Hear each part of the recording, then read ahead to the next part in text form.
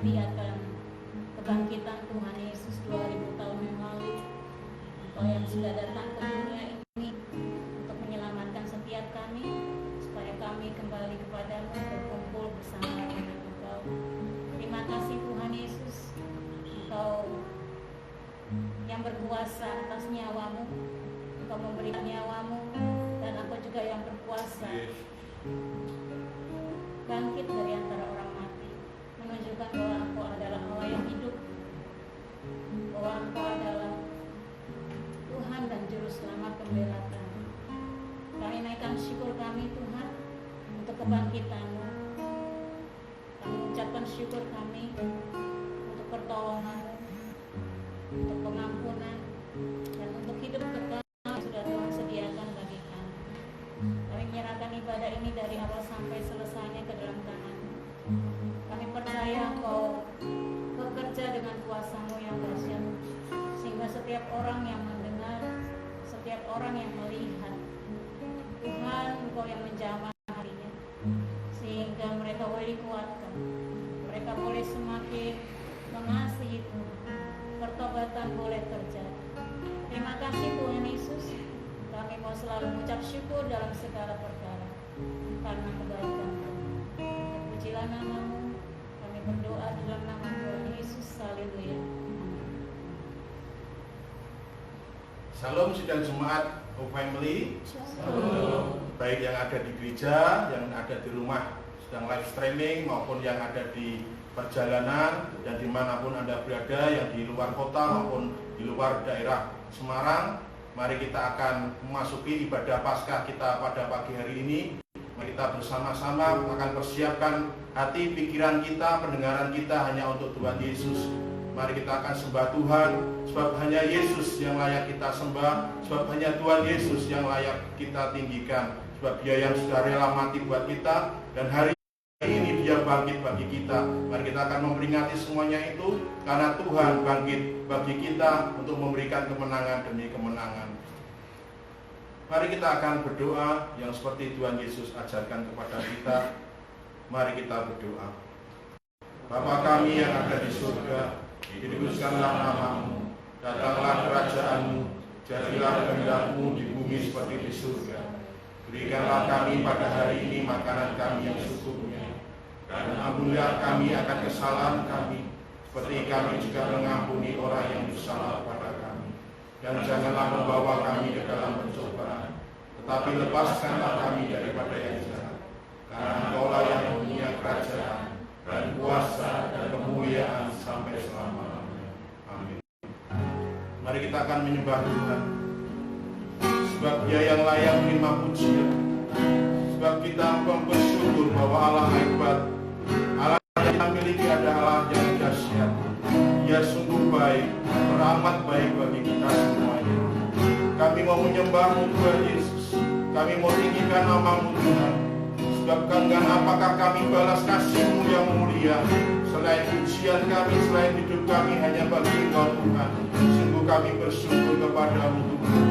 Ini pujian penyembahan kami Yesus.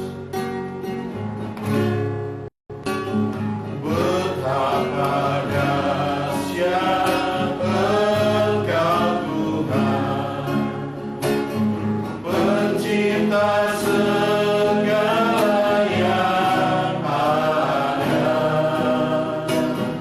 Tuluskan sampai selamanya, hanya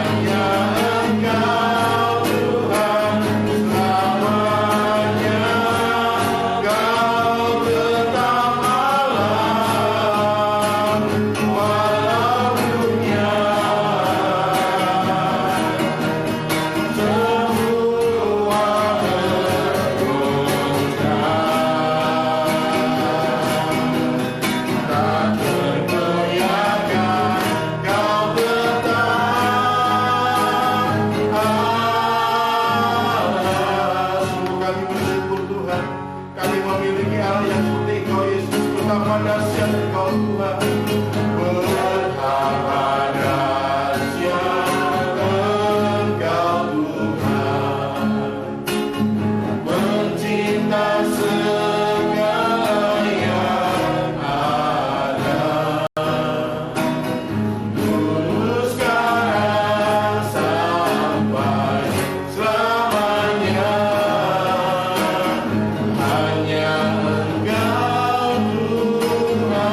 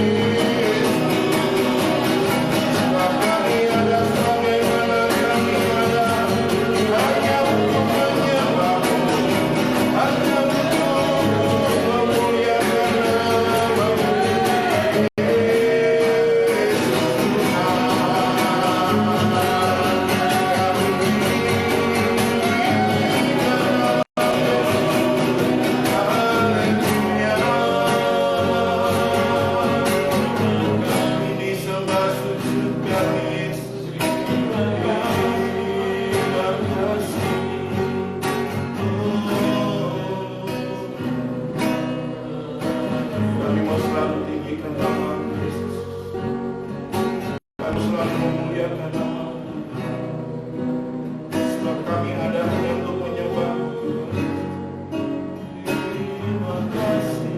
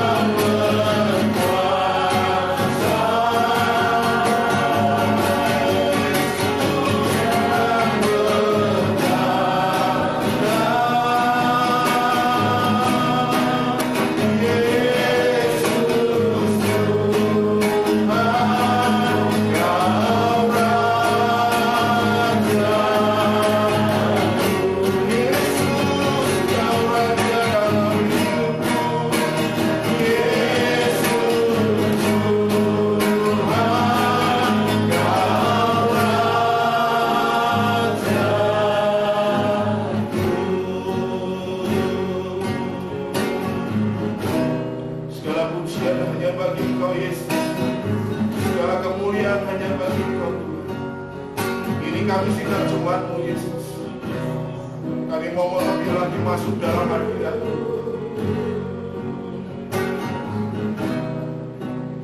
Kami mau selalu muliakan nama-Mu. Sebab Engkau yang terlebih dulu mengasihi kami. Engkau yang korban hidupmu menderita bagi dosa-dosa. Dan saat inilah Engkau yang bangkit bagi kami. Engkau menyediakan tempat bagi kami, Tuhan. Terima kasih Tuhan, karena kami memiliki Allah yang seperti ini. Ini waktunya kami membalas cinta kasih melalui hidup kami, melalui pujian penyembahan kami, melalui ibadah kami. Terima kasih buat kehadiran Tuhan. Terima kasih buat lawatan bagi kami.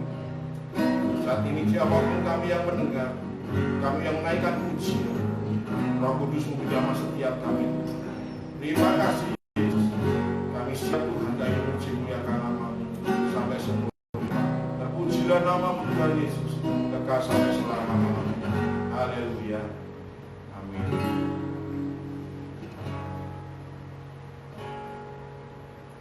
Mari sedang jemaat Tuhan, kita akan naikkan satu pujian, sekaligus kita akan memberikan persembahan buat Tuhan. Bagi Bapak Ibu sidang jemaat yang ada di gereja bisa memberikan persembahan melalui kotak yang sudah disediakan, dan bagi Bapak Ibu yang ada di rumah maupun sedang dalam perjalanan bisa dengan kerinduan memberikan persembahan melalui rekening gereja yang sudah ada tercantum pada layar LCD. Mari dengan sukacita kita akan memberikan yang terbaik bagi Tuhan, persembahan kita, sebab Dia yang terlebih dulu mengasihi kita. Mari bisa dipersiapkan untuk persembahan Bapak Ibu yang ada di gereja, dan mungkin Bapak Ibu yang ada di rumah juga bisa mempersiapkan. Kita akan memberikan persembahan untuk Tuhan. Mari sebelum memberikan persembahan kita akan berdoa menyerahkan persembahan kita. Terima kasih Tuhan Yesus buat pemeliharaan Tuhan, buat berkat-berkat-Mu yang Tuhan sudah sediakan bagi kami, yang Tuhan sudah berikan bagi kami. Tiba saatnya ini Tuhan, kami mau memberikan persembahan kami. Kami mau belajar menabur Tuhan, dan biarlah benih taburan ini Tuhan, kami percaya menjadi alat bagi hormat kemuliaan nama-Mu Bapa. Terima kasih Tuhan, kami memberikan persembahan kami mengembalikan persembahan persepuluhan kami dengan hati yang penuh sukacita, karena rasa syukur kami, karena Engkau Tuhan Yesus yang terlebih dulu mengasihi kami. Terima kasih Tuhan, kami memberi dengan sukacita. Dalam nama Tuhan Yesus kami berdoa dan mengucap syukur. Haleluya. Amin.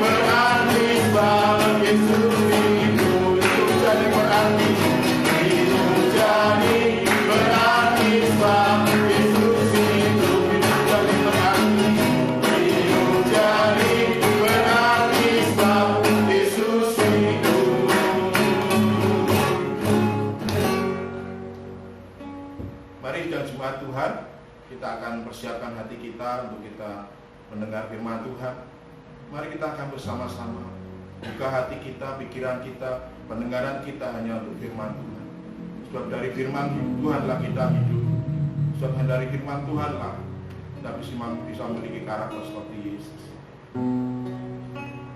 Terima kasih Tuhan buat pengorbanan-Mu bagi kami, Yesus. Terima kasih buat kebangkitan-Mu bagi kami, Tuhan. Sungguh kami bersyukur, Yesus. Hanya-Kau Tuhan hidupku,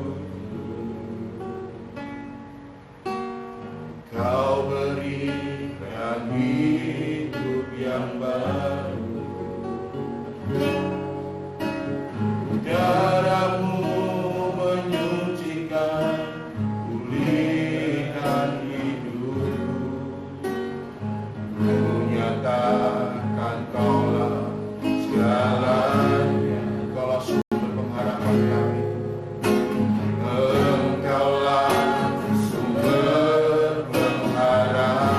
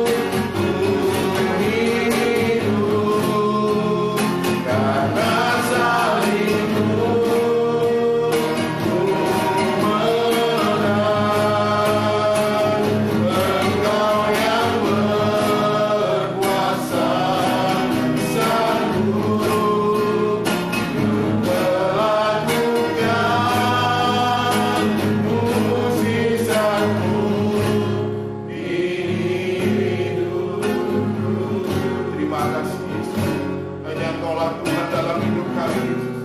Hanya Engkaulah Juru Selamat kami, Tuhan. Kami mau nyatakan Engkaulah satu-satunya Tuhan dalam hidup kami, Yesus. Hanya Engkau Tuhan. Hanya Kau Tuhan hidupku. Kau berikan hidup yang baru. Darah-Mu menyucikan, berikan hatimu. Ku nyatakan Kaulah segalanya, sebab Engkaulah sumber pengharapan. Kuasa-Mu sanggup menyembuhkan. Jiwaku pun berserah hanya kepadamu, Yesus. Kaulah segalanya.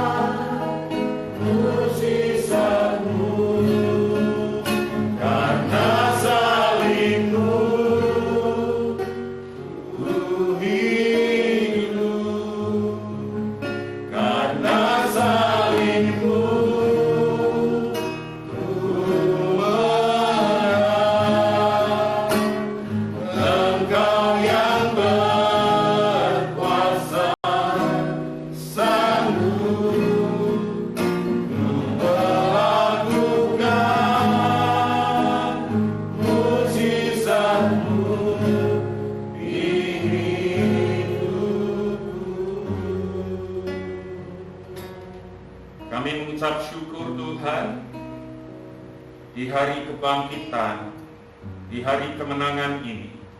Kami boleh beribadah bersekutu bersama-sama. Dimanapun kami berada, baik kami yang ada di gereja maupun kami yang ada di rumah, bahkan kami yang ada di Sumatera, Kalimantan, kami percaya ada pimpinan, ada penyertaan-Mu pada saat kami bersehati.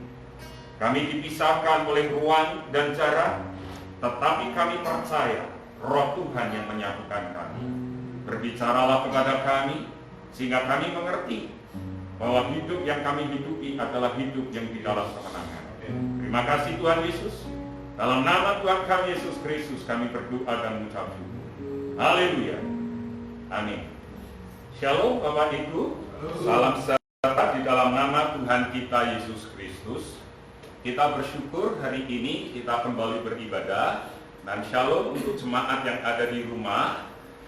Kasih setia Tuhan senantiasa ada. Mohon maaf yang ikut di YouTube belum bisa keluar suaranya karena kita terus sedang mempelajari, karena di YouTube juga nanti kedepannya akan lebih baik.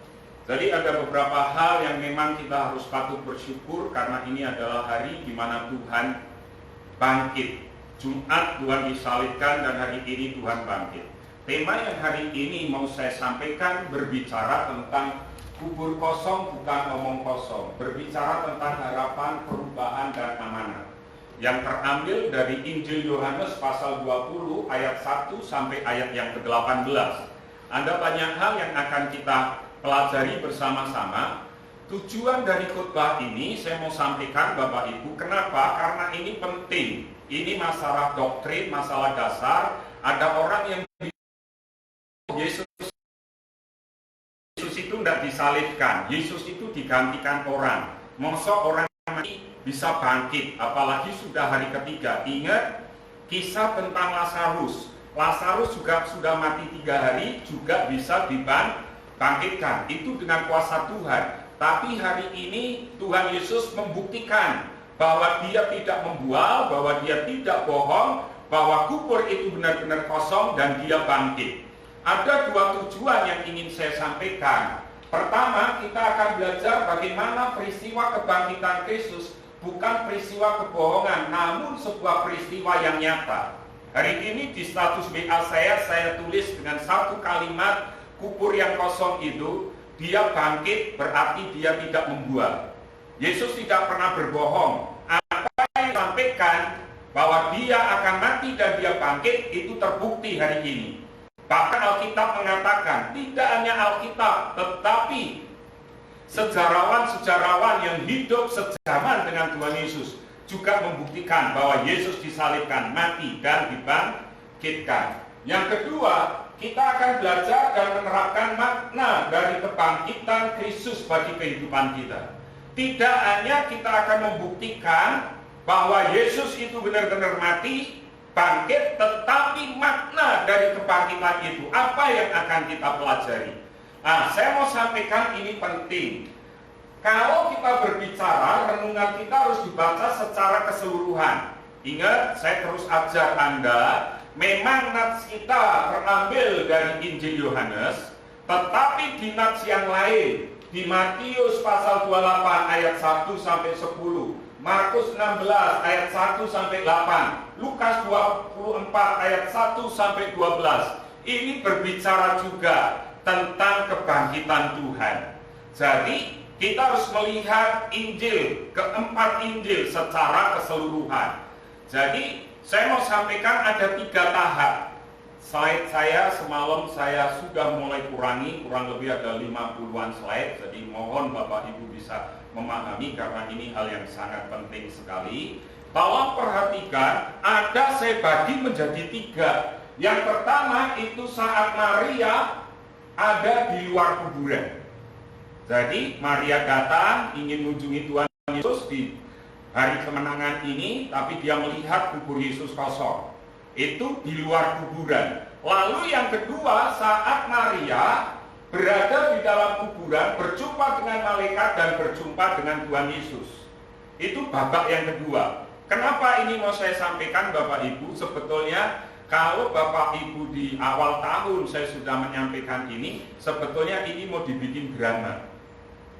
Hari ini sebetulnya kita mau pasca subuh, tetapi karena ya satu hal memang Tuhan izinkan Anda dan saya harus di rumah, maka mau nggak mau harus saya sampaikan dalam bentuk firman. Ada 3 bagian, Maria di luar kubur, bagian yang kedua Maria di dalam kuburan, berjumpa dengan malaikat, berjumpa dengan Yesus, dan babak ketiga setelah bertemu dan berjumpa dengan Tuhan Yesus, apa yang dilakukan? Jadi ingat, ini berbicara tentang amanat, berbicara juga tentang harapan. Di luar kubur di bagian yang pertama, kita baca. Bapak Ibu perhatikan yang sebelah kiri Bapak Ibu itu ayat-ayatnya. Bapak Ibu nggak perlu baca Alkitab karena saya menyadari nggak usah buka Alkitab. Semua sudah saya tulis di sini. Mari baca dengan saya. 2, 3. Pada hari pertama minggu itu, pagi-pagi benar, ketika hari masih gelap, pergilah Maria Magdalena ke kubur itu, dan ia melihat bahwa batu telah diambil dari kubur. Buat jemaat yang sudah di rumah, kalau Anda punya 2 handphone, yang satu bisa untuk streaming, yang satu bisa untuk melihat. Karena saya sudah kirim materi PowerPoint ini di grup gereja kita. Jadi perhatikan, yang dicetak kuning ini berbicara dalam kitab Lukas itu hanya Maria Magdalena yang datang. Ya kan? Injil Lukas hanya Maria Magdalena. Kita lihat dalam kitab Lukas, Maria Magdalena tidak pergi sendiri. Kalau hanya Maria sendiri, tapi di Injil Lukas dia pergi bersama dengan Yohana, Maria ibu Yohanes, dan perempuan-perempuan lainnya. Kita melihat Bapak Ibu, kenapa dia pergi pagi-pagi? Kita melihat di sini pagi-pagi benar. Ini penting. Mengapa para perempuan ini pergi ke kubur pagi-pagi? Yang pertama saya melihat karena kondisi waktu itu para murid kecewa. Kenapa para murid kecewa? Karena mereka mengharapkan Tuhan Yesus itu sebagai seorang raja yang datang dengan pasukan tentara yang bisa mengalahkan Roma. Tetapi faktanya Tuhan Yesus justru ditangkap, mati dan disalibkan dengan cara yang keji. Alkitab mengatakan terbentuklah orang yang tergantung di atas kayu salib. Makanya kondisi waktu itu para murid kecewa. Harapan yang selama ini dipercayai, mereka percaya bahwa Yesus itu adalah pemimpin yang membebaskan mereka, itu ternyata tidak bisa terlaksana. Harus meninggalkan mereka dan mati di atas kayu salib. Yang kedua, kita melihat di samping mereka kecewa, mereka takut. Kematian Yesus di kayu salib bersama dengan penjahat menjadikan para murid ketakutan menghadapi orang Yahudi. Mereka takut. Kenapa? Karena kita melihat salib adalah tempat kutukan para penjahat.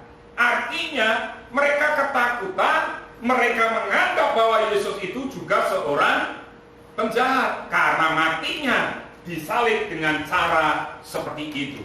Dan di kiri kanannya ada mereka kecewa, mereka takut. Dan kita melihat pergi pada wajar karena ketakutan saat kondisi dalam keadaan masih gelap. Mereka pagi-pagi benar, belum ada matahari. Kenapa mereka pergi? Di sini pagi-pagi benar karena mereka ketakutan. Dan kita tahu Bapak Ibu, ini yang harusnya perenungan buat Anda dan saya. Mungkin datang saat ini dengan keadaan takut menghadapi masa depan. Mungkin hari ini Anda yang datang ke gereja juga datang dengan ketakutan menghadapi masa depan Anda bagaimana. Mungkin hari ini Anda yang di rumah yang ikut streaming juga mungkin hari ini sudah menghadapi ketakutan. Bagaimana menghadapi ini? Kapan ini akan berakhir? Bahkan di depan kita sudah mulai ada banyak teman-teman kita yang di PHK. Bu Mary kemarin cerita temannya, tetangganya, suami istri sudah di PHK. Punya anak masih kecil-kecil. Biaya hidup yang tidak semakin murah, bahkan semakin mahal. Mungkin hari ini Anda menghadapi berbagai macam ketakutan. Bahkan saya secara pribadi sudah WA dengan Bu Sugeng sebagai bendara. Tolong siapkan dana cadangan. Apabila sewaktu-waktu kita perlukan, kita sudah harus ada. Semuanya kita akan fokuskan ke sana, persembahan-persembahan kita. Bapak Ibu yang dikasih Tuhan, mungkin hari ini kita seperti murid, ya, datang dengan keadaan yang takut, menghadapi masa depan seperti yang dialami oleh para murid. Takut mereka. Dan hari ini mungkin juga Anda mengalami hal yang ketakutan. Dan perenungan ini juga saat ini sedang menyembunyikan identitas Kristen kita. Mungkin hari ini kita sedang menyembunyikan identitas Kristen kita. Para murid takut, mereka tidak berani keluar. Mereka ketakutan karena mereka murid Kristus. Ingat kisah Petrus yang menyangkal Tuhan Yesus berapa kali? 3 kali. Semuanya mengalami ketakutan, tidak berani menunjukkan identitasnya sebagai murid Tuhan. Hari ini mungkin Anda juga sama dengan murid-murid yang takut mengakui Kristus adalah Tuhan dan Juru Selamat. Identitas Anda disembunyikan. Kalau ini terjadi, yuk kita belajar apa yang harusnya ke depan kita benahi. perhatikan di pengajaran yang kedua, ya kan? Kita melihat setelah pagi-pagi benar, ia melihat bahwa batu telah diambil dari kubur. Batu itu telah diambil dari kubur. Dan kita melihat artinya batu yang menutupi kubur Yesus tidak pada posisinya, sudah bergeser. Maria Magdalena melihat bahwa kubur itu sudah terbuka. Bagaimana bentuk batunya nanti kita akan melihat. Bapak Ibu, saya mau sampaikan seperti ini. Kuburan pada zaman itu ditutup dengan batu yang besar dengan maksud supaya mayatnya tidak dicuri, supaya binatang buas juga tidak bisa mengambilnya. Nah, saya menemukan gambar batu Tuhan Yesus kurang lebihnya seperti ini. Ini tradisi zaman itu. Jadi Anda bisa melihat di sini bentuknya sesuai dengan pas di sini, lalu di sini ada agak yang menjorok. Artinya apa? Begitu ini masuk ke sana didorong, itu sudah susah orang untuk mendorong. Kenapa? Karena beratnya sangat berat sekali. Saya mengambil terjemahan dari transkrip perdebatan Ahmad Deedat dengan Josh McDowell dalam debat mereka, Yesus Kristus disalibkan di halaman yang ke-17. Di sana dikatakan berat batu itu 1,5 sampai 2 ton. Nah, 1 tonnya itu 1.000 kilogram. Manusia tidak bisa mengangkat beban 10 kali dari bebannya. Makanya kalau Anda lihat para lifter itu mesti akan ditanya, berapa kilogram berat tubuhmu? Kalau berat saya saat ini 82, maka saya tidak boleh mengangkat lebih dari 3 kali berat tubuh saya. Bisa dipahami ya? Artinya kalau berat Tuhan Yesus, kita tahu gambaran Tuhan Yesus kurus, tidak mungkin Tuhan Yesus sampai mengangkat 10 kilogram. Berarti itu 2000 kilo. Betul kan? Karena batunya 2 ton. Nggak mungkin. Dan kita tahu di samping batu yang besar itu dijaga oleh tentara-tentara. Dijaga oleh tentara-tentara kustodian. Kustodian itu satu kesatuan yang jumlahnya 16 orang. Nah, 16 orang ini dia berjaga di wilayah 16 yard. 16 yard itu 0,0146, kurang lebih setengah kilometer, nggak nyampe. Itu dijaga oleh 16 orang. Saya mau sampaikan gini, hampir setengah meter itu dijaga oleh 2 orang. Anda duduk ini kurang lebih. Berarti penjagaannya begitu ketat. Karena penjagaannya begitu ketat, mana mungkin ibu-ibu ini datang, mana mungkin ibu-ibu ini bisa mendorong batu yang jumlahnya 2 ton tadi. Jelas secara fisik tidak mungkin. Jelas secara fisik mereka wanita juga tidak mungkin berani melawan tentara-tentara Romawi yang jumlahnya sangat banyak. Kita melihat sekarang, saya simpulkan. 1, batu seberat itu tidak dapat digulingkan oleh Yesus seorang diri sebagai manusia yang telah meninggal dalam waktu 3 hari. Kita dorong nggak mungkin ada penyungkitnya. Kalau Anda dan saya, orang normal, ngangkat batu yang 2 ton itu, 2000 kilogram itu, pasti kita butuh pengungkit. Untuk apa? Untuk mungkin. Di dalam nggak ada. Yesus nggak mungkin punya pengungkit. Nggak mungkin dia juga dorong. Karena itu lebih dari 10 berat badannya.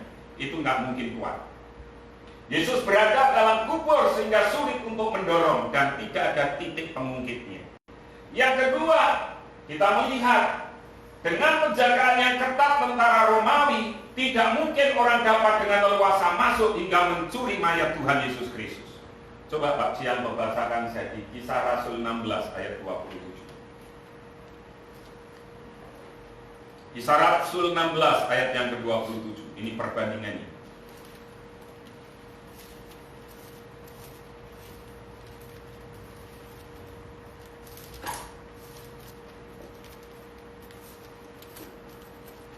Kisah Rasul pasal yang 16 ayat yang ke-27. Begini firman Tuhan. Ketika kepala penjara itu terjaga dari tidurnya dan melihat pintu-pintu penjara terbuka, ia menghunus pedangnya hendak membunuh diri karena ia menyangka bahwa orang-orang hukuman itu telah melarikan diri. Anda tahu kegemparan itu terjadi Silas waktu dia naikkan apa? Pujian. Betul ya? Hampir sama kejadiannya seperti ini. Penjaga aja tidak bisa menahannya. Kurang lebihnya saya mau ngasih gambaran seperti itu. Jadi penjagaan ini begitu ketat. Tidak mungkin ada orang yang berani menerobos. Tentara Romawi tidak mungkin orang dapat dengan leluasa masuk hingga mencuri mayat Yesus. Tidak mungkin. Sekarang pertanyaannya, kalau demikian, siapa yang membuka batu penutup kubur Tuhan Yesus? Siapa? Kita baca sekarang di dalam Matius 28 ayat 2. 2-3. Maka terjadilah gempa bumi yang hebat, sebab seorang malaikat Tuhan turun dari langit dan datang ke kubur itu dan apa? Menggulingkannya, batu penutup kubur. Siapa yang menggulingkan? Malaikat. Terjadi apa? Gempa bumi. Pertanyaannya sekarang, di mana para penjaga itu? Masih tidak di sekitar kuburan? Masih. Apa yang terjadi dengan para penjaga itu? Baca di Matius 28 ayat 4. 2-3.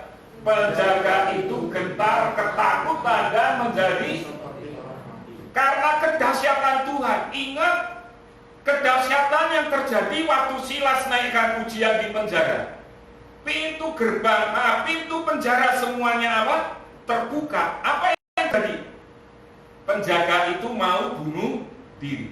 Nah sekarang sama terjadi waktu kubur Tuhan Yesus didatengin malaikat Tuhan. Kedahsyatan Allah itu sungguh sangat luar biasa. Sampai di sana dikatakan penjaga itu gentar ketakutan dan yang lebih parah lagi menjadi seperti orang mati. Kalau orang Jawa punya bahasa mentereng, kami tenggengen. Tahu kami tenggengen? Dia diem, melongo, nggak bisa berbuat apa-apa. Karena saking takjubnya, saking gentar, sama begitu ketakutannya, sampai kami tenggengen, orang Jawa bilang. Nah ini yang terjadi. Siapa yang gulingkan malaikat? Apa yang terjadi? Kedahsyatan terjadi. Sampai penjaga tentara itu pun tidak bisa berbuat apa-apa. Sekarang kita bisa memetik pelajaran. Yang pertama, Yesus itu bangkit, tidak dicuri oleh murid dan pihak lain. Katakan dengan dengan suara keras, Yesusku bangkit. Yesusku bangkit. Yesusku bangkit. Yesusku bangkit. Amin. Jadi kita ngerti Yesus itu bangkit. Mayatnya tidak dicuri. Kalau ada orang yang bilang mayat Yesus dicuri, tidak ada. Karena apa? Satu, batunya cukup besar. Dan kalau itu batu besar, butuh banyak orang. Yang kedua, juga ada penjagaan yang sangat ketat sekali. Sekarang perenungan kita yang kedua. Kalau kita hidup dalam ketakutan pada saat ini, ada kabar gembira, Yesus bangkit. Kalau hari ini engkau berpikir ngalami ketakutan dengan virus corona, efek enggak dengan sekolahku, dengan studiku, dengan pelajaran dan pekerjaanku dan keluarga rumah tanggaku. Jangan takut, Yesus itu bangkit. Apa yang menjadi batu kuburmu saat ini yang membuat engkau mengalami ketakutan? Ingat, Yesus sanggup menggulingkan batu yang kuburmu dalam kemustahilan. Buat kita mustahil, tapi buat Tuhan Yesus tidak ada yang mustahil. Yang kedua, kita belajar. Kalau yang bagian pertama, Maria ada di luar kubur. Sekarang bagian kedua, kita belajar. Maria Magdalena berada di dalam kubur. Baca dengan saya, 2-3. Sedang kain peluh yang ada tadinya ada di kepala Yesus tidak terletak dekat kain kafan itu, tetapi ada di samping, di tempat yang lain, dan sudah tergulung. Ia melihatnya dan menjadi percaya bahwa Yesus harus bangkit dari antara orang mati. Yohanes 20 ayat 7 sampai 9. Dalam tradisi kuno Ibrani Yahudi membalut seluruh tubuh mayat dengan kain kafan. Dan tradisi waktu itu mengatakan itu 1000 pons, kurang lebih 454 gram. Itu beratnya. Jadi Anda bisa bayangkan, kita tahu ya kalau mumi modelnya seperti itu, dibalut dan semuanya ada simpul-simpulnya.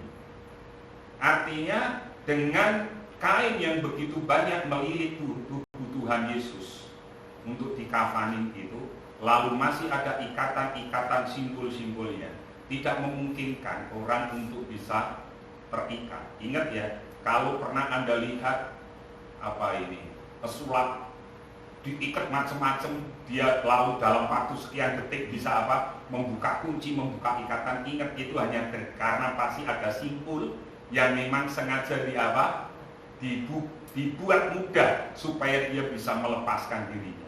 Tapi Yesus dalam kondisi mati, dimakamkan. Ingat kemarin yang ngafani adalah Yusuf dari Arimatea. Dia seorang Sanhedrin, dia seorang yang besar, dia pengikut agama Yahudi yang begitu kuatnya. Artinya Yesus juga orang Yahudi, maka di cara merawatnya itu benar-benar sesuai dengan hukum Taurat, tidak mungkin.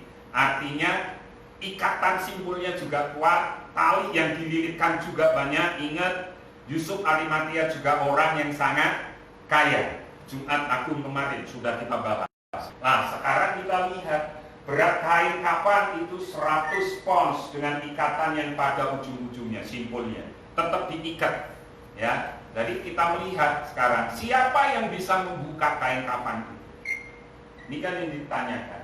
Dalam posisi yang telah mati selama 3 hari dengan setiap ikatan pada setiap simpulnya. Inilah tanda yang membawa para murid menjadi percaya. Awalnya mereka nggak percaya, tapi begitu mereka ngerti, karena mereka orang Yahudi punya tradisi di dalam merawat jenazah sedemikian rupa. Perempuan ini datang mau memberi rempah-rempah. Orang Jawa bilang mau nyekar, ya kan? Tapi waktu mereka masuk, gulungan itu semua sudah tersusun rapi. Ya kan, kalau kita kecilan saya adalah begini, bangun tidurku terus mandi, betul ya? Tidak lupa menggosok gigi, habis mandi ku tolong ibu membersihkan tempat tidurku. Itu bersih. Kain kafannya, peluh untuk menyekap peluhnya dan lain sebagainya, itu semua tersusun rapi. Artinya dilipat secara rapi. Nah, murid-murid awalnya ragu, tapi begitu melihat tumpukan kain yang tersusun rapi, mereka melihat tanda yang pertama di babak pertama tadi Maria Magdalena ngerti kubur itu terbuka, ngerti di dalam kubur sekarang semuanya rapi bersih. Itu membuat mereka akhirnya menjadi percaya. Selama ini para murid belum mengenal, belum mengerti apa yang pernah Tuhan Yesus bicarakan. Mereka tidak percaya. Pertanyaannya sekarang, nanti kita jawab. Kenapa mereka tidak terlalu percaya bahwa Yesus akan bisa datang? Selama ini mereka tidak mengerti, tidak percaya apa yang dikatakan Yesus. Mereka, saya katakan di sini, membawa sebuah harapan, nilai hidup yang baru. Kenapa? Ingat, Yesus datang, harapan mereka sebagai apa? Pembebas atas apa?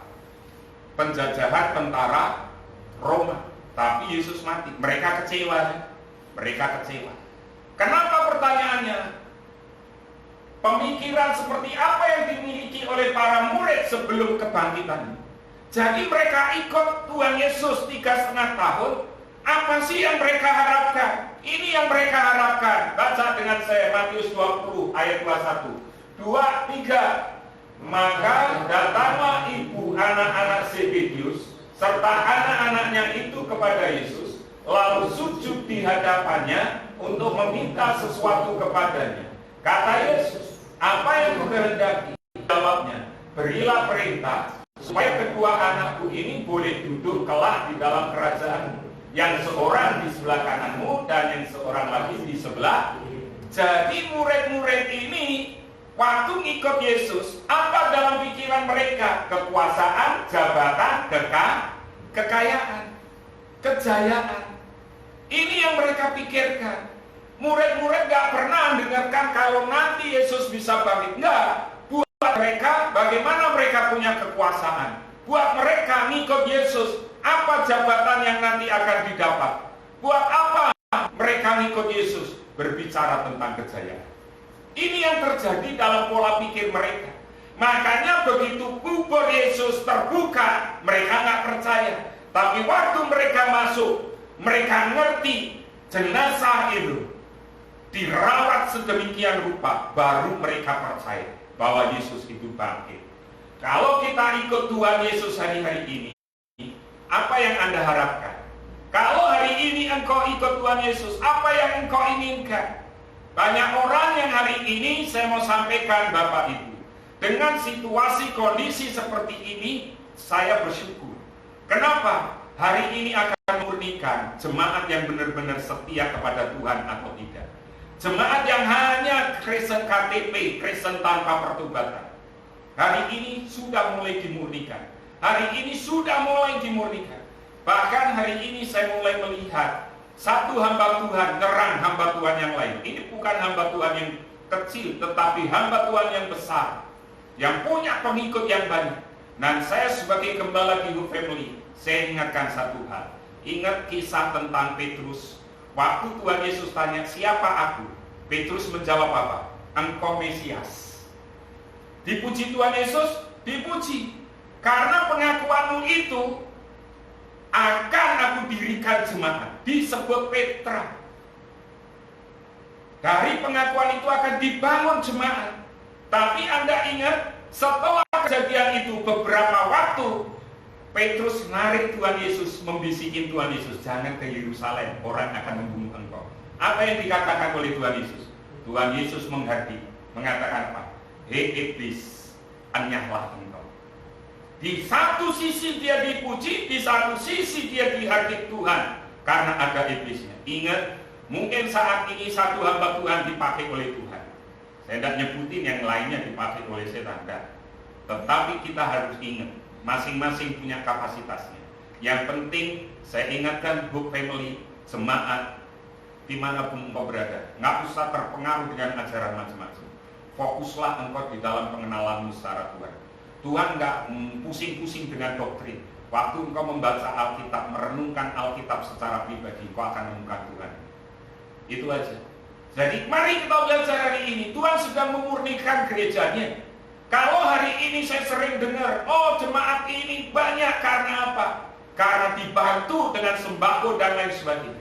Maka hari ini akan mulai terbukti bahwa orang-orang yang mencari Tuhan itu adalah orang-orang yang setia. Di tengah situasi kondisi seperti ini, Tuhan akan memunculkan jemaat-jemaat yang luar biasa. Dan saya temukan itu ada di dalam hidup Anda dan saya. Tadi kita melihat, ya, jangan kejar ikut Tuhan, jangan kejar kekayaan, jangan kejar jabatan, jangan kejar kejayaan.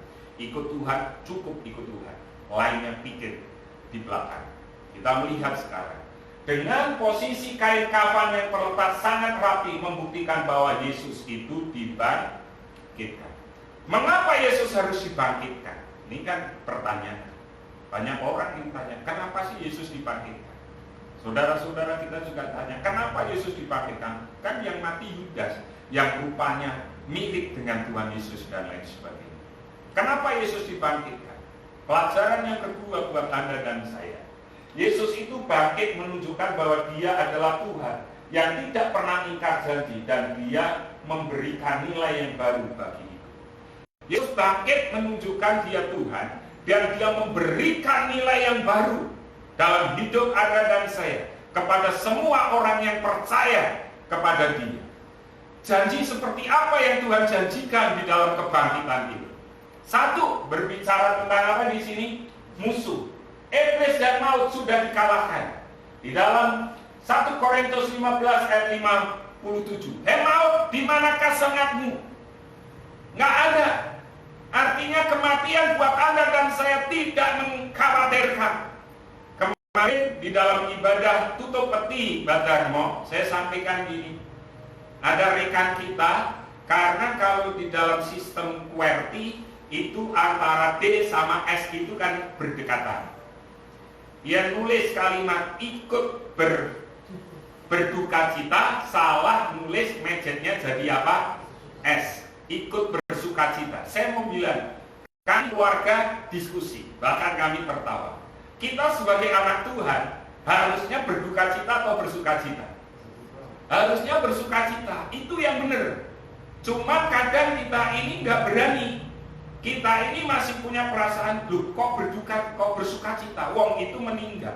Ingat, Mbak Darmo itu sudah ketemu dengan Tuhan. Dia sudah mengakhiri. Waktu kita lahir, orang di sekitar kita tertawa kok.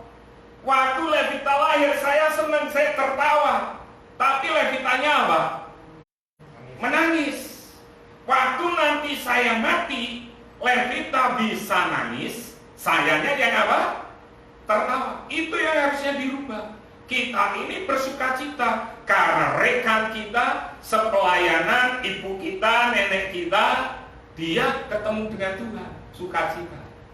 Ya kan, karena hanya tradisi kita aja. Jadi kita harus memahami ini. Ya, tidak ada itu. Iblis dan maut sudah dikalahkan, kematian itu sudah dikalahkan. Waktu kita mati itu sebetulnya pintu gerbang, pintu masuk untuk kita berjumpa dengan Tuhan Yesus. Kapan itu terjadi? Hari ini. Kenapa? Karena kebangkitan Tuhan Yesus. Itu yang membuat kematian tidak ada sengatnya untuk Anda dan saya. Yang kedua, hutang dosa telah dibayar lunas dan pembayarannya telah diterima oleh Allah. Tolong buat di Roma 6 ayat 23. Roma 6 ayat 23. Upah dosa adalah maut. Roma 6 ayat 23. Sebab upah dosa adalah maut, tetapi karunia Allah adalah hidup yang kekal dalam Kristus Yesus Tuhan kita. Semua orang telah berbuat dosa. Dan upah dosa itu maut. Upah dosa itu maut, neraka. Tapi karena kebangkitan Yesus, maut itu nggak ada. Hutang dosa kita nggak ada. Sehingga Anda yang percaya Tuhan Yesus, Anda terima Tuhan Yesus, Anda hari ini peroleh surga. Kita lihat dengan kebangkitannya, apa yang kita terima? Kebangkitan Kristus merupakan pola yang akan diikuti oleh orang yang percaya kepadanya. Yulius 6, 4, 5, 8. Roma 6 ayat 4, 5, dan 8. Roma 6 ayat 4. Dengan demikian kita telah dikuburkan bersama-sama dengan Dia oleh baptisan dalam kematian, supaya sama seperti Kristus telah dibangkitkan dari antara orang mati oleh kemuliaan Bapa, demikian juga kita akan hidup dalam hidup yang baru. 8. Ayat 5. 5 dan 8. Sebab jika telah menjadi satu dengan apa yang sama dengan kematiannya, kita juga akan menjadi satu dengan apa yang sama dengan kebangkitannya. 8. Ayat 8. Jadi jika kita telah mati dengan Kristus, kita percaya bahwa kita akan hidup juga dengan Dia. Nah, paham? Yesus mati dibangkitkan, Anda mati juga akan dibangkitkan. Hari ini sebetulnya akan baptisan, betul ya Anjania? Tetapi karena kita tahu situasinya seperti ini, dan saya janjikan paling tidak Agustus, karena diperkirakan puncak dari virus corona ini antara bulan Juni sampai Juli, baru nanti turun. Ya kan? Berarti paling tidak nanti Agustus. Jadi kita belajar hari ini, kita ngerti kebangkitan Kristus itu merupakan pola. Anda pun akan dibangkitkan. Dan yang terakhir, Bu Mary, Roma 1 ayat 4. Menunjukkan bahwa Yesus adalah anak Allah. Roma 1 ayat 4. Dan menurut Roh Kekudusan dinyatakan oleh kebangkitan Yesus dari antara orang mati, bahwa Yesus adalah anak Allah yang berkuasa, Yesus Kristus Tuhan kita. Amin. Jadi Yesus mati bangkit menunjukkan apa? Anak Allah, Yesus namanya,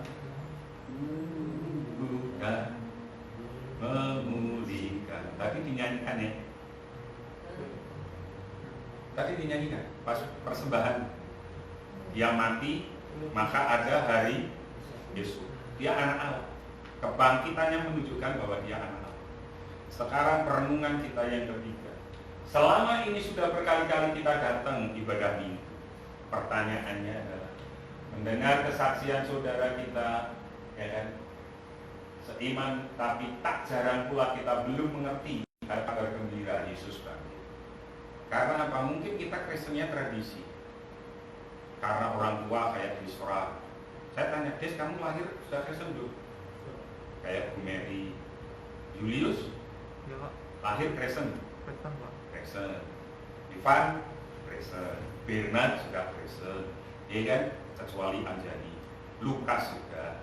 Saya mau bilang ini, saya lahir bukan dari keluarga Kristen.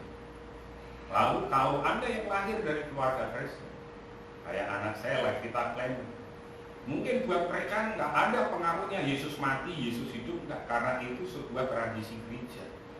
Hari ini saya mau sampaikan, kalau itu terjadi, yuk kita mengerti, benar-benar pahami bahwa Yesus mati itu untuk keselamatanmu secara pribadi, memberi kemenangan secara pribadi, bukan karena imanmu diturunkan dari orang tua, tapi bangkitkan imanmu sendiri hari ini, membawa janji bagi mereka yang berharap.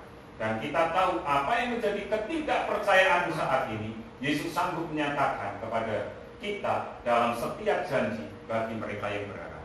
Mungkin selama ini karena kita tradisi datang ke gereja, dengar baik-baik berita Paskah hari ini, kebangkitan Tuhan Yesus memberikan harapan yang pasti dalam hidupmu. Hari ini kau sedang berharap apa? Percaya hari ini, nanti kita berdoa bersama-sama. Harapan pasti ya dan amin di dalam Tuhan Yesus. Sekarang kita melihat pertemuan Maria Magdalena dengan Tuhan Yesus. Baca 2-3. Kata Yesus kepadanya, "Ibu, mengapa engkau menangis?" Maria dan berkata kepadanya dalam bahasa Ibrani, Rabuni, yang artinya guru. Coba yang ayat 16, karena saya di sini saya kutip Ivan ayat 16. 20-16. Kita sebetulnya ini eksegese Bapak Ibu, tapi kita baca ayat-ayat paralel lain. Silakan. Mulai ayat 15 supaya lebih jelas. Yohanes 20 ayat 15 sampai 16. Kata Yesus kepadanya, "Ibu, mengapa engkau menangis? Siapakah yang engkau cari?" Maria menyangka orang itu adalah penunggu taman, lalu berkata kepadanya, "Tuhan, jikalau Tuhan yang mengambil dia, katakanlah kepadaku, di mana Tuhan meletakkan dia, supaya aku dapat mengambilnya." Kata Yesus kepadanya, "Maria."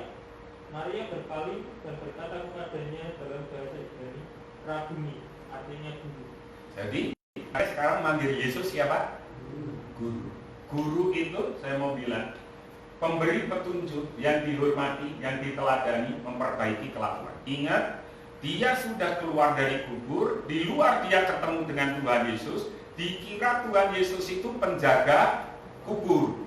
Waktu Tuhan Yesus ngomong secara pribadi dengan Maria, ingat Bapak Ibu, kira-kira kalau Anda dekat dengan seseorang, entah anak, orang tua, meskipun tidak lihat wajahnya, ingat ini pagi-pagi benar, tidak kelihatan wajahnya, begitu dengar suaranya, Anda kenalin orang itu enggak? Kenalin kan? Pernah satu ketika di rumah kami listrik mati. Saya nggak ngerti siapa yang datang dari rumah. Waktu saya panggil, "Adik," "Ya Pak." Artinya apa? Yang datang siapa? Clement. Karena saya panggilnya adik. Saya ngerti suaranya dia. Kenapa listriknya mati? Artinya Bapak Ibu, orang yang dekat dengan engkau, suaranya bisa dikenali. Maria nganggapnya, oh itu penjaga kubur. Dikira dia yang ngambil. Di mana kau letakkan? Waktu Tuhan Yesus ngomong Maria ngerti, sadar bahwa itu Yesus. Makanya dia bilang Rabuni, yang artinya apa? Guru. Lah, guru itu dalam konteks budaya saat itu artinya adalah pemberi petunjuk yang dihormati, yang diteladani dan memperbaiki kelakuan. Dan ini pun berlaku sebetulnya sampai zaman sekarang. Tradisi disebut guru, dia pemberi petunjuk.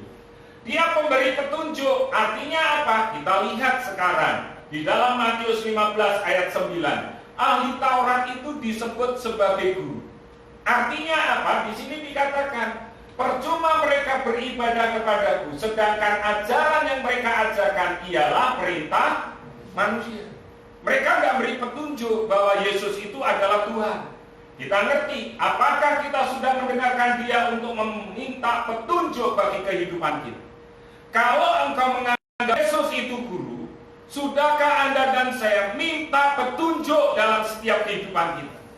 Saya dorong Anda untuk mengikuti misbah doa keluarga. Di misbah doa keluarga kita yang minggu-minggu yang lalu, kita ini bisa hidup, kita bisa berjalan, kita bisa bertahan di tengah krisis. Kalau hidup berjalan dengan perintah Tuhan. Itu kalau minggu ini kan kita berbicara tentang Jumat Agung, tentang Paskah. Minggu sebelumnya, kuasa kita hanya ada bersama dengan petunjuk Tuhan. Lalu yang kedua, kita berbicara belajar. Guru itu dihormati. Kita lihat ahli Taurat sebagai guru. Mereka suka menerima penghormatan di pasar dan suka dipanggil Rabi. Matius 23 ayat 7. Apakah kita sudah menghormati Tuhan? Artinya waktu Maria bilang Rabuni, artinya dia minta petunjuk kepada Tuhan Yesus. Dia menghormati Tuhan Yesus Kristus. Bagaimana dengan Anda dan saya? Apakah Anda hari ini menghormati Tuhan Yesus? Ingat, hari-hari ini kembali saya tekankan, saya bersyukur sama Bu Mary. Karena dari akhir tahun bulan Desember saya sudah bilang jelas-jelas. Bulan Januari sama April kita akan bongkar-bongkaran pondasi kita. Saya akan tegas, saya akan marahin Anda kalau hidup Anda tidak benar. Ya kan? Dan saya dorong Anda untuk baca Alkitab secara mandiri. Saya dorong pengajar-pengajar gereja kita untuk benar-benar bertumbuh. Dan hari ini saya baru ngerti, saya. Oh, ini loh maksudnya Tuhan yang dari bulan Desember kemarin. Saya harus persiapkan Anda. Kalau Anda hari ini cengeng, maaf, Anda akan lewat. Tapi kalau hari ini Anda strong, benar-benar menghormati Tuhan, menghormati Tuhan, engkau yang akan bisa bertahan. Itu aja pesan saya. Yang ketiga, kita melihat diteladani. Nasihat Paulus kepada Titus di dalam 2 Titus 2 ayat 7. Dan jadikanlah dirimu sendiri suatu teladan dalam berbuat baik. Hendaklah engkau jujur dan bersungguh-sungguh dalam pengajaranmu.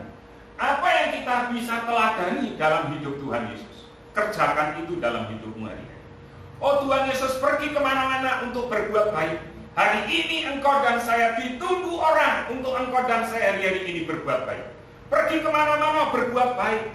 Hari ini, yuk saya dorong Anda untuk berbuat baik. Meskipun mungkin Anda bilang, oh di tengah-tengah keadaan seperti ini, saya juga kurang. Tetapi ingat, apa yang kau tabur akan dibuat. Berbuatlah baik hari-hari ini. Jadi, saya dorong jemaat, yuk teladani Tuhan Yesus. Dia juga berbuat baik. Yang terakhir, memperbaiki kelakuan. Di dalam Lukas pasal 9 ayat 38, perintah Farisi kepada Yesus. Beberapa orang Farisi yang turut dengan orang banyak itu berkata kepada Yesus, Guru, tegurlah murid-muridmu itu. Kenapa? Karena murid-murid Tuhan kadang hari Sabat masih kerja. Murid Tuhan kalau makan tidak cuci tangan. Nah, orang-orang Farisi ini marah.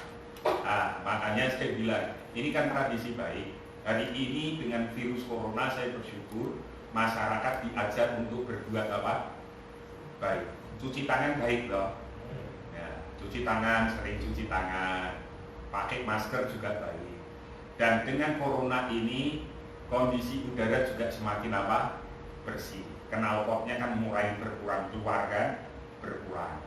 Udaranya juga mulai apa? Dibersihkan lagi. Buminya biarkan apa? Istirahat. Ya kan? Lalu didorong untuk makan sayur. Makan apa? Buah. Betul kan? Baik kan? Nah, saya tanya jemaat, bulan-bulan kemarin saya akan marahin Anda, yuk makan buah, makan sayur, pola hidup yang benar ya. Dan hari ini dengan terpaksa Anda dan saya apa? Mengikuti. Ya kan? Ternyata Tuhan itu baik ya dengan gereja kita ya. Nah, makanya yuk kita benar-benar ngikutin apa yang Tuhan mau, memperbaiki kelakuan kita. Ya kan? Kalau dari kemarin diingetin nggak mau, ya udahlah Tuhan pilih. Supaya apa? Anda benar-benar hari ini lebih berbuat baik lagi. Kelakuan kita lebih baik lagi. Apakah kita sudah memperbaiki kelakuan kita seturut dengan apa yang sudah Tuhan Allah kehendaki? Perjumpaan dengan malaikat dan Tuhan Yesus. Kita melihat sekarang di dalam Matius 28 ayat 5 dan 10. 2, 3. Akan tetapi malaikat itu berkata kepada perempuan itu, jangan kamu takut, sebab aku tahu kamu mencari Yesus yang disalibkan itu. Ayat 10. Maka jawab Yesus kepada mereka, jangan takut, pergi dan katakanlah kepada saudara-saudaraku supaya mereka pergi ke Galilea, dan di sanalah mereka akan melihat aku. Saya sampaikan, saya ambil dari King James Version. Ini bukan Kidung semata. King James Version edisi penerbitan tahun 2000. Karena hari ini ada yang mempersoalkan penerbitan LAI. Jadi LAI mulai dipertanyakan dalam menyusun Alkitab dan lain sebagainya. Tapi Anda nggak usah itu, Anda tetap fokus belajar aja. Tetapi malaikat itu berkata kepada perempuan-perempuan itu, jangan kamu takut, fear not, jangan kamu takut. Ada perbedaannya di ayat 10. Maka jawab Yesus kepada mereka, jangan takut. Hampir sama, jangan kamu takut, be not afraid. Pergi dan katakan kepada saudara-saudaraku supaya mereka pergi kemana? Ke Galilea. Ini pengertiannya berbeda. Fear not, be not afraid. Sebab aku tahu kamu mencari Yesus. Pertanyaannya, perbedaannya apa? Perhatikan yang sebelah kiri Anda. Fear not, mengacu pada apa yang kita rasakan ketika kita takut oleh sesuatu. Mengacu, artinya dari dalam kita ngalami ketakutan. Contohnya gini, di sini dikatakan kita takut oleh sesuatu. Takut apa? Berasnya sudah habis. Bisa takut nggak kita? Bisa? Ini sudah ada pengumuman, ke depan akan ada pengurangan apa? Karyawan. Akan terjadi PHK. Bisa takut? Bisa takut. Ya kan? Mungkin yang driver ojek online. Kenapa? Karena sudah ditutup. Di Jakarta sudah ditutup karena Jakarta PSBB sudah. Ya kan? Sudah mulai. Nanti Semarang ikutnya. Bisa takut dari dalam kita, ketakutan itu. Nah, ini yang disebut jangan kamu takut di ayat yang kelima. Fear not. Kalau jangan takut, be not afraid, mengacu pada bagaimana perasaan Anda ketika Anda ditakutkan oleh sesuatu. Kita ditakutkan oleh sesuatu nggak sekarang? Virus corona. Paham ya? Itu dari luar. Kita ditakutkan. Kita keluar harus pakai apa? Masker. Terus harus sering apa? Cuci tangan. Kita tidak boleh jabat tangan, apalagi cipiki. Itu sesuatu dari luar membuat kita takut. Tapi kalau yang dari dalam, belum tentu itu bisa membuat Anda jatuh. Bisa dipahami ya? Makanya Tuhan bilang jangan takut. Itu yang dari dalam maupun yang dari luar. Jangan takut. Katakan dengan saya, aku tidak takut. Aku tidak takut. Kenapa? Kita melihat, kita nggak perlu takut karena Yesus sudah bangkit. Dia mengalahkan ketakutan Anda. Baik yang dari dalam maupun yang dari luar, dia sudah mengalahkan. Nggak usah takut. Berita sukacita Yesus bangkit. Yesus sudah mengalahkan ketakutan itu. Jangan kamu takut. Kita melihat kabar gembiranya Yesus bangkit, membawa janji bagi amanat untuk tidak takut.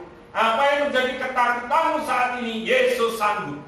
Yesus sanggup melakukan perkara. Dan satu hal, ketakutanmu tidak ada dasarnya. Kita melihat Bapak yang terakhir, Bapak ketiga. Mohon maaf, mungkin yang di IG sudah lewat 1 jam, mesti harus jeda sebentar ya. Tapi kan nanti dilanjutkan. Oke, kita melihat setelah bertemu dengan Tuhan Yesus, Bapak ketiga. Perhatikan sekarang. Kita melihat Yohanes 20 ayat 17 sampai 18. Baca dengan saya. 2, 3. Janganlah engkau memegang aku, tetapi pergilah kepada saudara-saudaramu. Maria Magdalena pergi dan berkata kepada murid-murid, "Aku telah melihat Tuhan." Pertanyaannya, apa yang dikatakan oleh Tuhan Yesus? Di sini katakan apa? Pergi. Kepada siapa? Kepada murid-murid. Di mana mereka? Ada di loteng Yerusalem. Mereka tidak boleh keluar selama 40 hari, baru setelah itu kuasa Roh Kudus dicurahkan. Kita lihat. Sekarang jangan engkau takut, janganlah engkau memegang aku. Perjumpaan dengan Yesus selalu diawali dari kita, tapi tidak berhenti hanya untuk kita. Kadang kita ngalamin perjumpaan dengan Yesus ya. Maria ngalamin perjumpaan dengan Tuhan Yesus. Lalu Yesus beri perintah, pergi ke saudara-saudara. Ke siapa? Ke 11 murid itu. Di mana? Di loteng Yerusalem. Pergi, temui mereka. Artinya waktu engkau berjumpa dengan Tuhan Yesus, ada tugas untuk engkau juga pergi ke saudara-saudara. Kita melihat sekarang, perjumpaan Yesus bukan hanya bagi orang yang percaya seperti Maria, tapi juga kepada orang yang belum percaya kepada Yesus dalam kebangkitan. Inilah kasih Tuhan.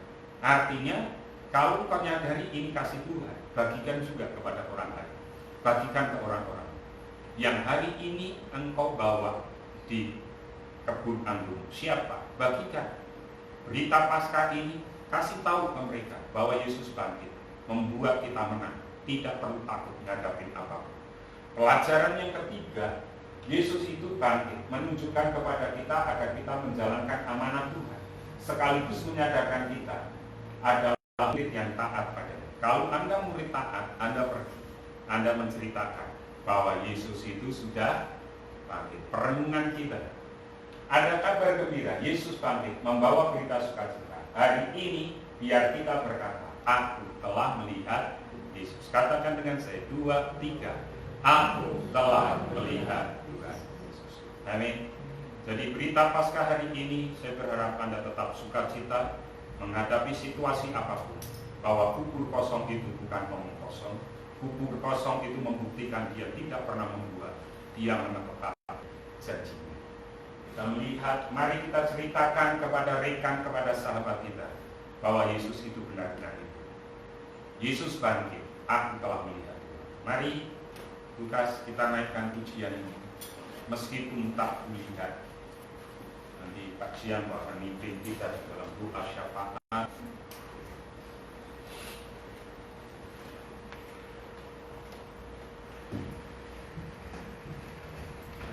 Hari Jumat kita naikkan, meskipun tak kulihat tangan yang terpaku, meskipun tak kulihat kaki yang terpaku, tapi kita melihat Tuhan Yesus hari ini.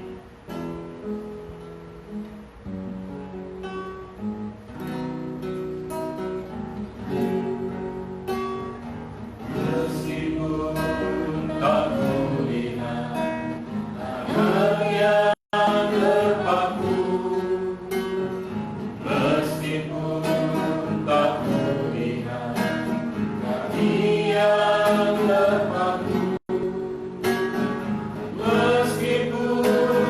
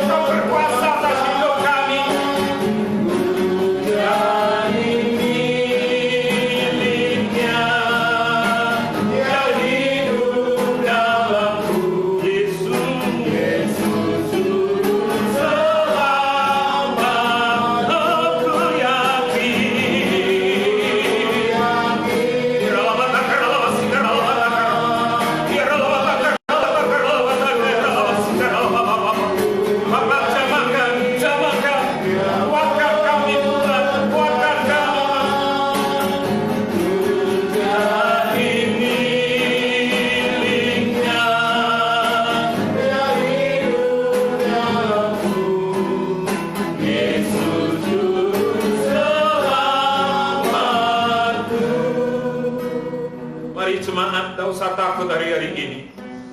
Paskah membawa kemenangan. Paskah kebangkitan Tuhan membawa sukacita dalam hidup. Tuhan berkata, jangan takut. Be not afraid. Jangan takut. Baik yang dari luar maupun yang dari dalam hidupmu sendiri, jangan takut. Tuhan menyertaimu hari ini. Apa yang sedang terjadi hari-hari ini, ucapkan syukurmu kepada Tuhan pagi hari ini. Katakan, aku sudah melihat Tuhan, dan Tuhan menyertai aku. Aku tidak akan gentar, aku tidak akan takut. Bapa, hambamu menyerahkan sidang jemaatmu dimanapun mereka berada. Engkau lebih tahu mereka, Engkau lebih mengerti apa yang jadi kebutuhan mereka. Pagi hari ini Tuhan, Kau jamah mereka. Pagi hari ini Tuhan, kalau ada yang takut Tuhan, Engkau akan kuatkan mereka, Engkau akan teguhkan mereka, Engkau akan kembali bangkitkan iman mereka. Terima kasih Tuhan Yesus. Zaman boleh seperti ini, tapi iman kami akan semakin on fire di hadapan Engkau. Pagi hari ini hambamu berdoa Tuhan, diberkatilah jemaat Hope Family dimanapun mereka berada. Mereka yang berjualan, mereka yang berdagang, diberkati di dalam nama Tuhan Yesus. Dagangan usaha mereka dibuat laris oleh Tuhan Yesus Kristus. Mereka yang hari ini bekerja sebagai buruh, sebagai karyawan, sebagai pegawai negeri sipil, sebagai guru atau apapun Tuhan, diberkatilah mereka di ladang usaha mereka. Tidak ada ketakutan dalam hidup mereka, tetapi kuasa Tuhan menyertai mereka dimanapun mereka berada, di dalam nama Tuhan Yesus Kristus. Diberkatilah anak-anak kami yang sedang belajar dari SD sampai ke perguruan tinggi. Diberkatilah mereka dengan kesuksesan dan keberhasilan. Dan kami percaya di saat mereka studi di rumah aja, mereka tetap melihat Tuhan dalam hidup mereka. Terima kasih Tuhan. Dalam nama Yesus kami berdoa dan mengucap syukur. Terima kasih ya Bapak, buat pagi hari ini kami boleh menerima kabar sukacita bahwa Engkau bangkit, Engkau menang atas maut itu, Engkau menembus dosa-dosa kami. Terima kasih Tuhan buat firman-Mu yang boleh tersampaikan melalui hamba-Mu waktu ini. Kami bersyukur ya Tuhan buat karya-Mu, buat kebangkitan-Mu Yesus. Kalau pagi hari ini ya Tuhan, kami boleh berdoa sapa untuk bangsa kami ya Bapak. Tuhan, kami melihat saat ini bangsa kami sedang mengalami suatu permasalahan yang ada ya Tuhan. Tuhan, kami percaya Tuhan hadir di tengah-tengah bangsa kami. Tuhan menjamah bangsa kami. Tuhan akan memulihkan bangsa kami dan mengumpulkan atas situasi saat ini ya Tuhan. Engkau akan kembalikan pada situasi yang semakin baik lagi ya Tuhan. Engkau ada bersama dengan bangsa kami karena Engkau telah bangkit bagi bangsa kami ya Tuhan. Kami berkati untuk pimpinan kami, Bapak Presiden kami, Wakil Presiden kami, baik itu di kabinet yang ada, baik itu di lembaga MPR maupun legislatif, yudikatif. Tuhan, berikan kekuatan bagi mereka semuanya di dalam pengelolaan pemerintahan yang ada saat ini ya Tuhan. Berikan hikmat bagi mereka semuanya di dalam menjalankan tugas-tugas mereka semuanya ya Tuhan. Memberi kekuatan bagi mereka ya Tuhan di dalam setiap menjalankan tugas-tugas mereka. Kami percaya karena ada anak-anak-Mu di sana ya Tuhan, yang akan mempengaruhi bangsa kami, mempengaruhi organisasi yang ada di bangsa kami ya Tuhan. Kami berdoa untuk para gubernur, kami berdoa untuk wali kota atau bupati yang ada di seluruh Indonesia Tuhan. Engkau juga akan memperlengkapi mereka dengan hikmat, dengan roh yang takut akan memimpin masyarakat di tempatnya masing-masing ya Tuhan. Terlebih kami bangga punya kota Semarang ini. Kami percaya Engkau Allah yang melingkupi kota Semarang, Engkau yang melindungi kota Semarang, Engkau yang menjauhkan dari mara bahaya. Walaupun saat ini kami juga berdampak, tapi kami boleh merasakan saat ini atas pertolongan Tuhan. Hati di tengah-tengah kota Semarang, kota Semarang akan aman. Karena ada perlindungan daripada Engkau ya.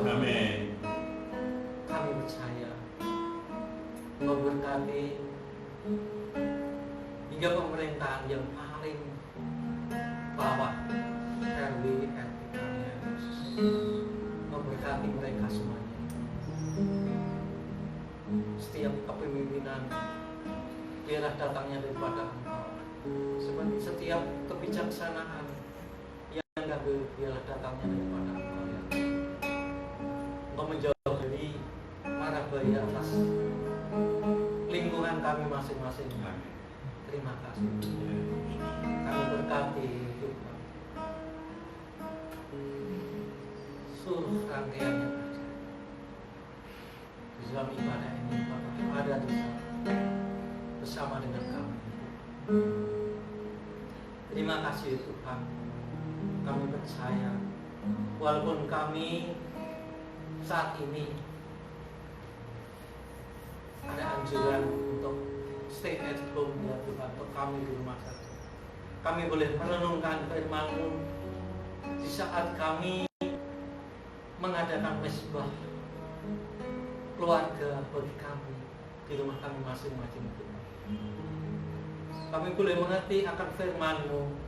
Kami boleh mengerti akan kekuatan yang Tuhan berikan melalui firman-Mu ini ya Tuhan. Kami percaya Tuhan, Engkau bangkitkan kami, terlebih bagi kaum bapak-bapak yang ada ya Tuhan, untuk kami menjadi contoh bagi yang lain, untuk kami memimpin keluarga kami masing-masing ya Tuhan, untuk lebih mengenal Engkau ya Tuhan. Terima kasih Tuhan, adalah doa kami, seruan kami kepada Engkau ya Tuhan. Terpuji nama-Mu ya Tuhan. Haleluya. Amin. Oh family, dimanapun kau berada sekarang, angkatlah hatimu, pandanglah Tuhan dan nikmatilah berkat-berkat-Nya. Oh family, kamulah bangsa yang terpilih, imamat yang rajani, bangsa yang kudus, umat kepunyaan Allah sendiri, untuk menyatakan kebesaran dan kedahsyatan nama-Nya. Engkau telah ditetapkan menjadi kepala, bukan jadi ekor, dibawa oleh Tuhan semakin naik, tidak semakin turun. Masa depanmu sungguh ada, dan harapanmu tidak pernah sia. Kananmu umur panjang, di tangan kirimu kekayaan dan kehormatan, sehingga engkau tidak pernah berhutang, tetapi engkau akan memintakan. Dan Tuhan sudah memberkatimu berlimpah-limpah. Dari Tuhan datang pertolongan, berkat-Mu atas umat-Mu. Kasih karunia dari Tuhan Yesus Kristus, persekutuan dan penjagaan yang dahsyat dari Roh Kudus menyertai engkau sekalian. Mulai hari ini, esok, Tuhan Yesus datang kedua kali, menjemput kita semua di awan kemuliaan. Haleluya. Bapa, terima kasih. Bapa, terima kasih. Bapa, terima kasih. Bapa di dalam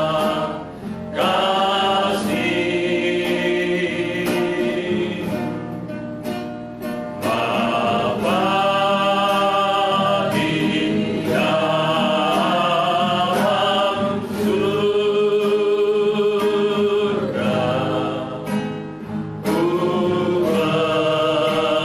terima kasih.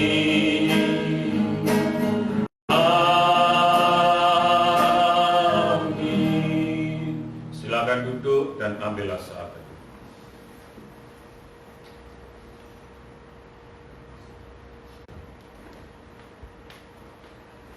Shalom Hope Family, dimanapun Anda berada, saya hanya mau mengingatkan kembali untuk kita tetap ada di rumah saja, kita ngikutin anjuran dari pemerintah, dan kita juga harus senantiasa mendukung pemerintah kita, dan jangan lupa untuk terus berdoa hari-hari ini untuk kondisi, situasi di bangsa dan negara kita. Yang kedua, saya sampaikan nanti hari Rabu jam 8 malam, kami dari Pastori kita akan live streaming melalui IG gereja kita untuk kita sama-sama hari Rabu jam 8 malam. Nanti ke depannya Rabu-Rabu depan saya akan jadwal keluarga-keluarga siapa saja nanti yang akan bisa live streaming supaya kita juga diberkati melalui keluarga-keluarga jemaat kita. Yang ketiga, minggu depan silakan Bu Family mulai saat ini bisa mendaftar bagi siapa yang kebaktian di gereja. Masih ada kuota 6 orang. Jadi silakan 6 orang bisa segera mendaftar untuk kita bisa ibadah bersama-sama. Mendaftar ini besok yang akan melayani. Karena di gereja kita sudah pasti ada 2 kuota untuk saya sama Bu Mary, lalu 2 kuota juga untuk tim multimedia. Jadi multimedia sama pemuji-pemusiknya. Jadi ada 4 kuota yang sudah terisi, masih ada 6 kuota yang kosong. Silakan daftar mulai sekarang untuk ibadah minggu depan. Tetap semangat, tetap sukacita, tetap bersyukur, dan tetap rendah hati. Tuhan Yesus memberkati.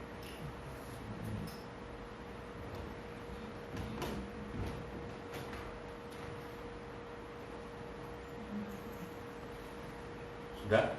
Jadi matiin, Pak. Makasih Bapak Ibu yang tidak berkepentingan bisa